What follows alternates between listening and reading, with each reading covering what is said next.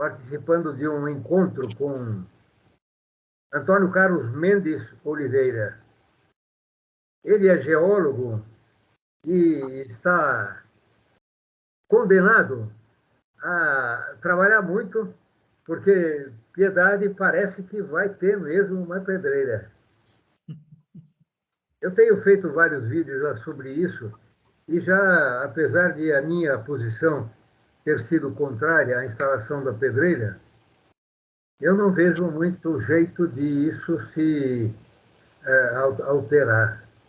Eu acho que o município está muito atrasado em matéria de concordar e fornecer a certidão de uso de solo, de uso e ocupação de solo, para a pedreira se instalar.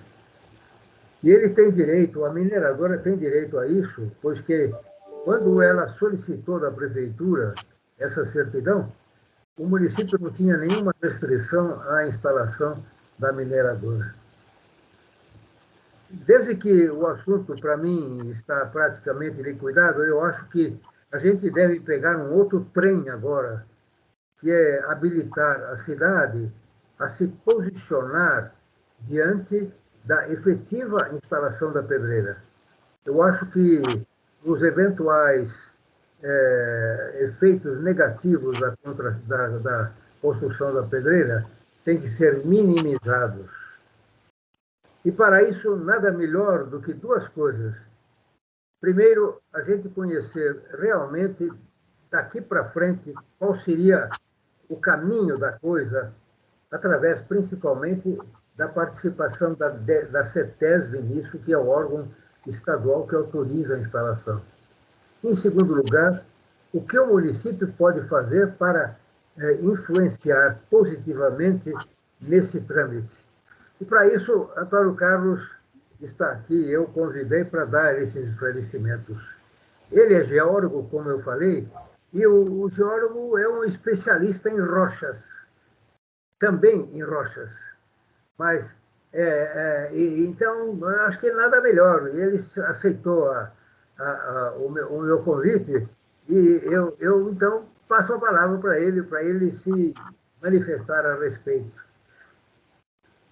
Vamos lá, Toninho. Bom, Domecq, eu vou tentar resumir de uma forma geral como funciona um processo de mineração. Tá? A mineração ela tem duas etapas iniciais que são junto à Agência Nacional de Mineração. Tá? A primeira etapa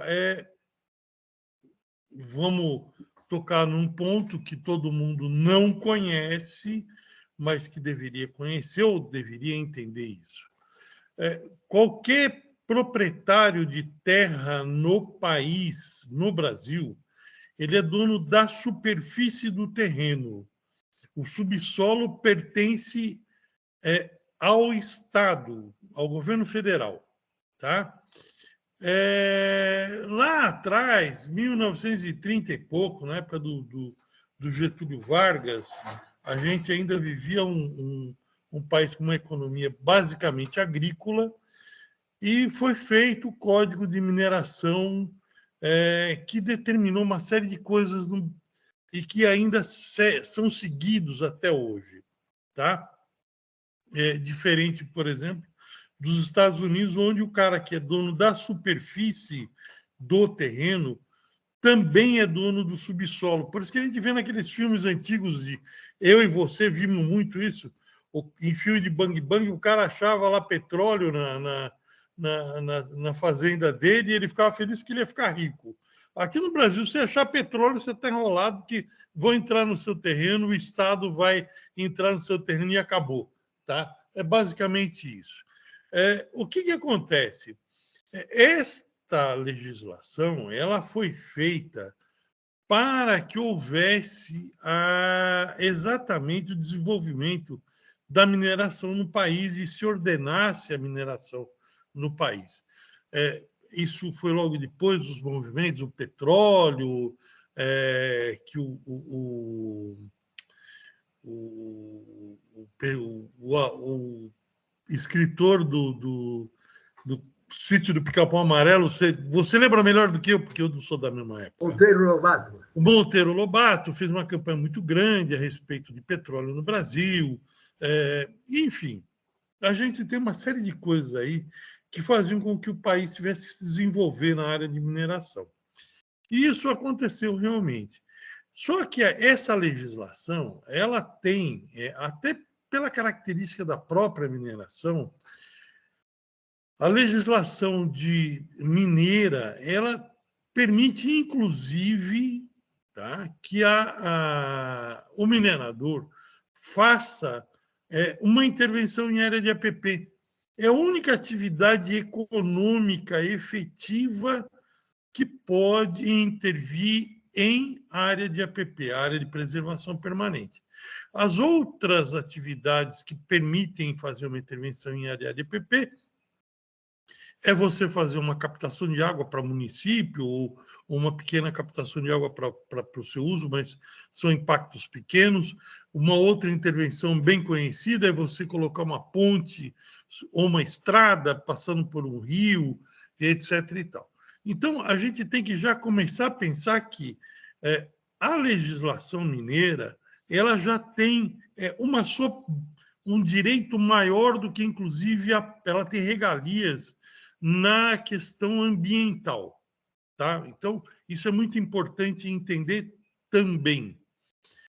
Bom, o sujeito acha que ele vê uma determinada área, ele acha que ele tem lá um determinado minério, que pode ser uma coisa simples, areia, brita, argila, esses são os elementos mais básicos, né, da mineração. Mas você pode ter água mineral, você pode ter ouro, você pode ter ferro, você pode ter X coisas distintas, né, e muitas coisas. Né? O que acontece?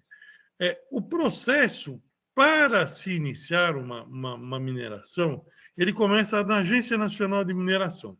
Ele vai determinar uma área que ele quer pesquisar, tá? Existem tamanhos de áreas específicos para cada tipo de mineral que você vai procurar, e você vai fazer uma pesquisa. Essa pesquisa, já teve gente me perguntando essa semana aqui em Piedade a respeito disso. Sim, o cara vai fazer a pesquisa, ele vai entrar no seu terreno. Se você não quiser que ele entre, ele vai entrar na justiça, a justiça vai determinar, através de uma perícia técnica qualquer, os danos que podem ser provocados, vai determinar um valor, o cara vai te pagar e ele vai entrar no seu terreno, tá? Para fazer a pesquisa mineral. Bom, veja bem, esses danos geralmente são ínfimos, são muito pequenos, não tem. É uma coisa muito simples, tá? Mas se você é um superficial e alguém quer entrar no seu terreno, ok, você pode bater o pé, falar que não concorda e ter uma indenização. Vai ser pequena, mas você vai ter uma indenização para que o pessoal entre para poder fazer as pesquisas necessárias dentro do seu terreno. Passado isso, o cara vai fazer toda a pesquisa dele, etc. e tal, e ele vai determinar se aquilo que ele está pesquisando tem valor econômico concreto, tá? Feito isso, ele fala: olha, eu vou pedir para a Agência Nacional de Mineração o direito de lavra, tá? Que é o direito de pesquisa. Ele tem um período relativamente pequeno para ser cumprido. Antigamente, isso era muito grande, a legislação mudou um pouco. Então, o cara tinha pedido de pesquisa e ficava com pedido de pesquisa há 40 anos. Eu conheço, inclusive, eu tenho contemporâneos meus que saíram da faculdade e foram trabalhar num banco que tinha muito terreno e eles faziam pedido de pesquisa sem interesse nenhum em mineração, só para travar a área e ninguém entrar na fazenda deles. Tá? Então, eles faziam pedido de pesquisa em cima do terreno deles para poder fazer isso. Mas isso hoje acabou. Você tem um prazo para fazer a pesquisa ou então desistir disso. Ok? Então, mas vamos dizer que eu achei uma área, um bem mineral qualquer, determinei que aquilo lá tem valor comercial e eu quero fazer a lavra daquilo. Então, eu vou especificar para a Agência Nacional de Mineração o volume de pedra ou de minério que eu achei, o volume de areia, o volume de carvão, o volume de a expectativa que eu tenho com relação àquilo e eu vou fazer um pedido de lavra. A Agência Nacional de Mineração dificilmente vai recusar esse pedido, tá? Ela vai te dar autorização de lavra, tá? Só que como cada estado tem uma legislação pertinente ou própria, apesar de serem parecidas, eles têm legislações próprias com relação às questões ambientais. Você tem que, para instalar a sua lavra, que é uma atividade degradadora, veja bem, ela degrada o meio ambiente sempre, sempre. Não existe. Agora tem que pensar que degradação não é uma coisa assim tão complexa, tá? Não é dos males ambientais, ele não é o pior. Mas, enfim, você tem uma degradação ambiental provocada pelaquela mineração.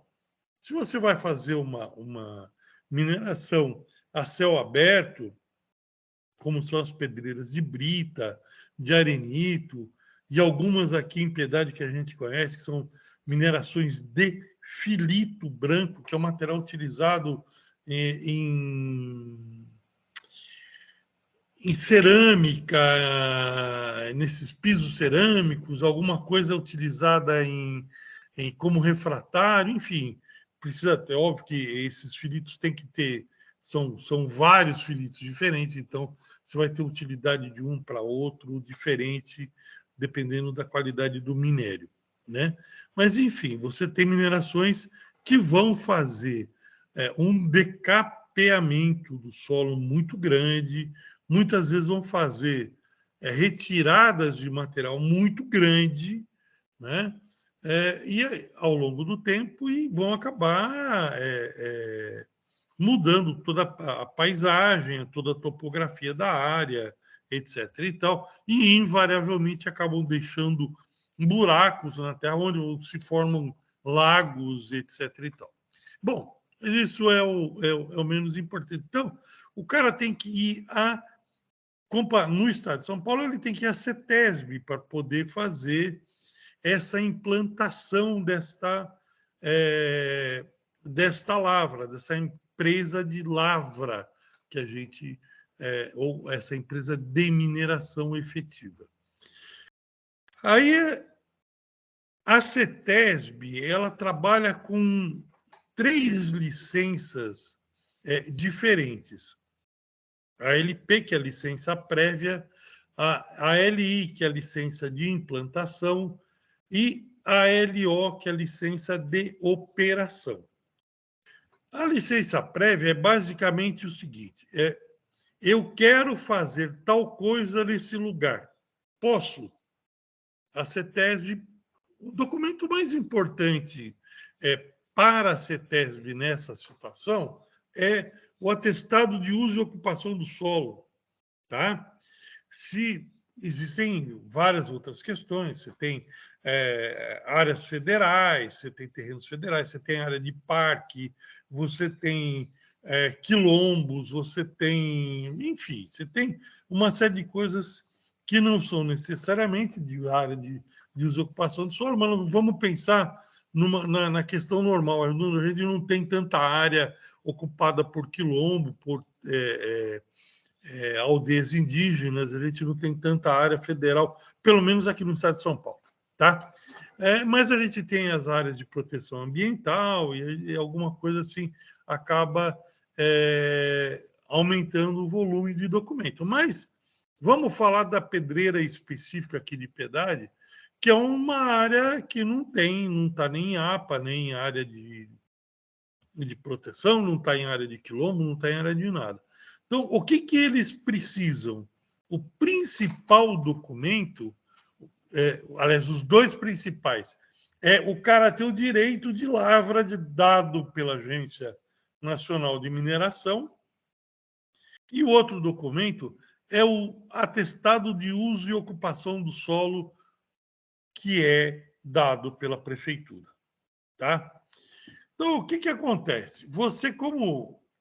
Vamos parar um pouquinho e discutir aqui, porque isso é extremamente importante a gente refletir um pouco a respeito disso. A prefeitura, se ela tiver uma boa legislação, neste momento, ela pode requerer da pessoa que está querendo fazer aquele uso e ocupação de solo, ele pode pedir o projeto do cara, como é que vai fazer estrada, como é que vai ser, como é que não vai ser, impacto de vizinhança, impacto ambiental, enfim, para poder dar este atestado de uso e ocupação do solo. Se a prefeitura não tem a legislação compatível, ou uma legislação que possa exigir esse tipo de coisa, ou, se ela for dúbia, ela pode até exigir, tá? Mas se ela não prevê absolutamente nada, ela não vai poder exigir, mas, enfim, não estamos nem discutindo isso, mas é importante que, para uma situação futura, a prefeitura possa tentar legislar em cima disso e tentar resolver de uma forma legal, colocar questionamentos a qualquer um que vá fazer uma instalação de um pedido de uso e ocupação do solo. Eu, por exemplo, como geólogo, toda e qualquer construção aqui em Piedade, eu me preocuparia muito com a construção do talude, porque Piedade adora fazer. Como a gente é uma cidade acidentada, o pessoal faz os taludes aqui, Piedade, são totalmente verticais, e aquilo é um risco sério à vida, na realidade. Tá? Risco de desmoronamento, como nós tivemos no Carnaval, atrás de um prédio aqui, lá perto da escola Irmã Teodora, enfim. Mas, enfim, você pode ter, dentro da sua legislação municipal, exigências para dar este atestado de uso e ocupação do solo. Não, eu quero saber se vai fazer, mas eu quero saber o que você vai fazer, como é que você vai fazer para eu poder te dar esse atestado de uso e ocupação do solo. Uma mineração, por exemplo, ela vai ter caminhão rodando. Como é que vai ser essas estradas? Vai ficar na minha mão, prefeitura, fazer essas estradas ou não? Mas, enfim, o cara vai ter que ter esse atestado de uso e ocupação do solo dado pela prefeitura, e aí você tem que sempre pensar no seguinte: o poder público ele tem que ter isonomia. Tá? Isonomia significa o seguinte, que você tem que tratar todo mundo como igual. E você não pode ter uma cidade que está entupida de mineradoras, falar que você não vai dar para alguém. Tá? Então, esse é um problema que a gente tem com relação a você dar ou não dar esse atestado de uso e ocupação do solo. Você pode, através disso que eu estou falando, requerer que o cara faça uma série de compromissos com relação ao que ele vai instalar para obter esse atestado de uso e ocupação do solo. Mas você não pode negar, a não ser que você tenha um motivo muito específico já dentro da lei municipal. tá? Bom, vamos continuar na conversa. Feito a licença prévia, o cara juntou os documentos todos, que são documentos básicos, né? A não ser essa dor de dente que a prefeitura pode colocar para dar esse atestado de desocupação do solo. A CETESB vai falar, não, tudo bem, você tem um atestado de desocupação do solo, você não está em nenhuma área que não é permitido fazer mineração, nós vamos te dar licença prévia. Aí vem a segunda etapa do licenciamento CETESB, que é a licença de implantação. A licença de implantação é você falar como você vai fazer, quais os equipamentos que você vai usar, qual vai ser o seu horário de funcionamento, enfim, você vai ter que descrever exatamente como você vai estar trabalhando naquele local, tá? E aí você tem que, inclusive, fazer uma projeção de, por exemplo, eu vou fazer, tirar tanto de minério por dia, isso tem tantas toneladas ou tem tantos metros cúbicos de minério, e a hora que eu terminar de tirar isso que eu sei que tem lá, vai acabar a mineração. E aí a previsão é de 20, 30 anos, ou 15 anos, ou 10 anos, sei lá, não sei. Depende do que o cara está fazendo. Ele vai ter que fazer uma projeção de como isso vai ficar, tá? Ele vai ter que fazer uma projeção de quantas árvores ele vai cortar, etc, etc e tal. E tudo isso vai ser considerado pela CETESB, e a CETESB vai determinar se ele já não entrar com um projeto de compensação ambiental, né? Os danos que ele vai fazer para a implantação, e vai ter que fazer um projeto da destinação final daquele terreno quando essa lavra acabar. Tá? Então, nessa hora, há uma possibilidade também de, através de manifestação pública, Conselho Municipal de Meio Ambiente, Câmara dos Vereadores, o Poder Executivo, etc., etc. e tal, tentar intervir no processo, falando, olha, o cara vai colocar uma mineração em tal lugar, mas as estradas daquela área não comportam. Ou ele vai passar por dentro da cidade com essas cargas. Tá? Então, a prefeitura pode pedir, por exemplo, à CETESB para que isso seja mudado, porque você tem um impacto ambiental, tá? E você tem um impacto de vizinhança. Esse impacto de vizinhança, cara, o cara vai ficar passando com o caminhão, vai estourar as estradas. Eu não sei se é. Infelizmente, eu fiquei de ir lá e não fui até hoje para conhecer o lugar. Mas, enfim, você tem uma série de questões aí. Vai trabalhar X pessoas naquele local. Ok? Esses caras vão morar onde? Como é que eles vão chegar naquele lugar? Tá? Então, tudo isso que tem que ser discutido nesse ponto da licença de implantação, já que se perdeu a oportunidade de não ter uma legislação específica para poder dar o atestado de desocupação do solo. Tá? E aí você fazer compromissos desse coisa para poder sair essa licença de implantação. Acabada a licença de implantação, tá?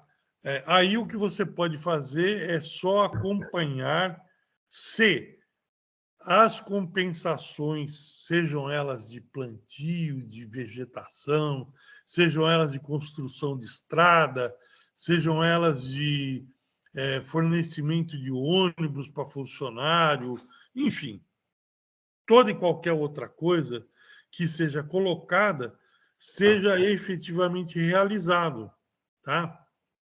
porque a gente tem, infelizmente, a gente tem hoje, hoje não, já há algum tempo, existe uma dificuldade financeira muito grande da CETESB para acompanhar esses processos, tá? Ela tem tentado passar essa responsabilidade de alguma forma para os profissionais que acompanham, necessariamente vão ter que acompanhar isso. Então, se você tem lá, você é obrigado a fazer um plantio. Então, o engenheiro florestal, ou o biólogo, ou o engenheiro agrônomo, sei lá quem, vai acompanhar isso e vai ter que apresentar relatórios efetivos, e aí, mas a CETESB tem perdido um pouco a capacidade de fiscalização, tá? Isso é um problema. Então, talvez a prefeitura tenha que se responsabilizar por esse acompanhamento, porque a CETESB nem sempre vai conseguir fazer. E o atual governo do Estado de São Paulo, ele é efetivamente contra o acompanhamento desse tipo de coisa, porque eles querem que qualquer atividade econômica funcione, o Estado não tem que se meter nisso, meio ambiente é coisa de comunista, etc. E tal. Mas, enfim, a gente tem que arrumar um jeito de, dentro da prefeitura, fazer esse acompanhamento, tá, Lobeck? Aí, a última etapa, porque essa daí já não serve de mais nada, porque isso aí o cara vai falar, olha, eu vou fazer assim, vou implantar assim, vou trabalhar assim, vou comprar tal equipamento, vou instalar isso, instalar aquilo. Isso pode ser em etapas, ele não precisa fazer isso tudo de uma vez só, né? Mas é um projeto que tem que ser seguido. E aí você tem, nesse caso, Dobeck, aprovado a licença de implantação, o que o cara tem que fazer é basicamente instalar, começar a trabalhar e pedir a licença de operação. Tá, olha, eu falei que eu ia fazer desse jeito, eu falei que ia colocar tantas britadeiras, eu coloquei que eu ia colocar tantos tratores agora, depois vou comprar mais 2, etc. e tal. Eu vou reformar a estrada de acesso até a rodovia tal e assim por diante. E feito isso, ele vai trabalhar. Tá? Feito isso, ele vai trabalhar. Então, e aí o que você tem sempre que pensar é que, no final, ele não pode sair antes de dar aquela destinação que ele fez na licença de implantação. Então, a sociedade, o Poder Executivo, quem está preocupado com essa questão, vai ter que ficar acompanhando para ver se tudo isso vai ser realizado de fato. Tá? É basicamente isso que a CETESB faz, e é basicamente esse o processo para a implantação de uma mineração. Olha, Antônio, eu acho que a sua contribuição foi fundamental. E o meu trabalho é estimular esse tipo de participação para que a cidade não deixe escapar essas coisas que são importantes. Isso vai ser uma tarefa muito difícil, porque nós não temos esse hábito de acompanhamento das coisas que devem seguir determinadas regras. Se a cidade não fizer isso, ela vai pôr em risco ela toda. E a gente precisa entender também o seguinte: esta mineradora que irá provavelmente se instalar aqui não será a única na cidade. Eu acho que a cidade tem vários processos no Ministério de Minas para outros tipos de mineração.